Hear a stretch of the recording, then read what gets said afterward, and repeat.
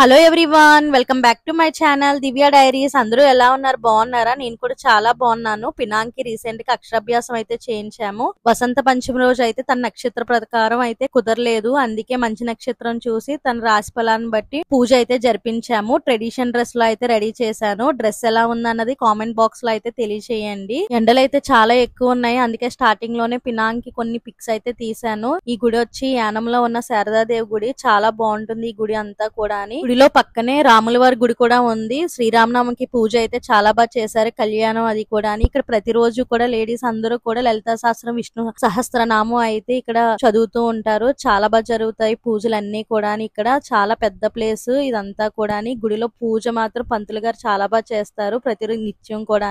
ఇక్కడ పినాంక్ అయితే బయటికి వెళ్ళిపోవడానికి అసలు ఎంత ట్రై చేశాడో, ఇంకా వాడిని అయితే ఆపలేము. మొత్తానికి పినాంక్ అయితే లోపలికైతే తీసుకెళ్లిపోయాను. ఇంకా తీసుకెళ్లి ఇంకా కూర్చోబెట్టి ఇంకా పూజకు కావాల్సిన సామాన్లన్నీ మా అమ్మగారు నాన్నగారు అయితే సర్దుకుంటున్నారు. ఇక్కడ దంపతులే పూజ అయితే చేయాలంట అక్షరాభ్యాసానికి. మా హస్బెండ్ ఆల్రెడీ అబుదాబి అయితే వెళ్ళిపోయారు, వెకేషన్ అయిపోయి. అందుకే ఇంక మా అమ్మగారు నాన్నగారితో అయితే చేపించాను. మా అమ్మగారు నాన్నగారు వచ్చి యానంలో అయితే ఉంటారు. ఇది పుదుచ్చేరి స్టేట్ లోకి అయితే వస్తుంది యానంకు. ఇంతా కూడా ఫస్ట్ అయితే విఘ్నేశ్వర పూజ అయితే చేపించారు పంతులు గారు. ఇక్కడ స్లేట్ మీద అయితే రాసి ఇచ్చారు. అదంతా కూడా బియ్యంలో అయితే ఉంగరం తోటి అయితే రాసి, ఉంగరం కూడా మనం ఫస్ట్ లో ఆవు పాలతో శుద్ధి చేసుకుని రాయమని చెప్పారన్నమాట. తర్వాత పినాంక తోటి అయితే రాయిపించాను. ఇక్కడ పిల్లలు చెదరగొడతారేమో అని చెప్పి అలాగా ఇవ్వలేదు. లేదు అంటే మనం ఫస్ట్ స్టార్టింగే పిల్లలతోటే రాయిపించచ్చు, తర్వాత మళ్ళీ స్లేట్ మీద కూడా రాయిపించారన్నమాట. అలా పిల్లలతోటి కూడా రాయిపించచ్చు. పినాంక అయితే మొత్తానికి ఒక టాస్క్ అనుకోవచ్చు ఇదంతా కూడా. నాకు నెమ్మదిగా అయితే ఆ 3 లైన్స్ అయితే రాయిపించాను.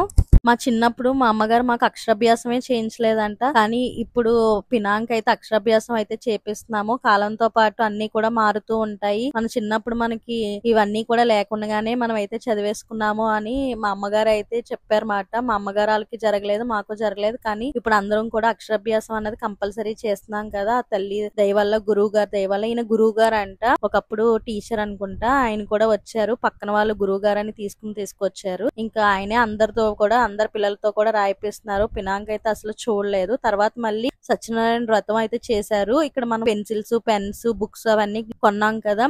స్వీట్స్, చాక్లెట్స్, అటుకులు, బెల్లము అవన్నీ కూడా మళ్ళీ దేవుడికి అయితే ఇవ్వాలన్నమాట. మన స్తోమత బట్టి కొనుక్కోవచ్చు, ఎక్కువ ఏం కొనే అక్కర్లేదు, లిస్ట్ లో ఇచ్చారు కదా అని చెప్పి.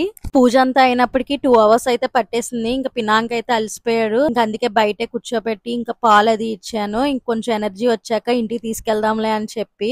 పూజ అంతా అయిపోయాక మనకి ఒక స్లేటు, పెన్సిల్, పెన్ను అవన్నీ కూడా బుక్ ఒకటే ఇస్తారు. మిగతా రిమైనింగ్ అవన్నీ కూడా మిగిలినవి అనాథాశ్రమంకి అయితే ఇచ్చేస్తారంట. అక్కడ అనాథ పిల్లలందరికీ నాకైతే చాలా మంచిగా అనిపించింది. లేని వాళ్ళు తీసుకుని వాళ్ళు చదువుకుంటారు కదా అని. మీకు ఎలా అన్నది కూడా కామెంట్ బాక్స్ లో అయితే తెలియచేయండి. అక్షరాభ్యాసం వీడియో మీ అందరికీ నచ్చినట్లయితే please like, share and subscribe my channel. Bye bye.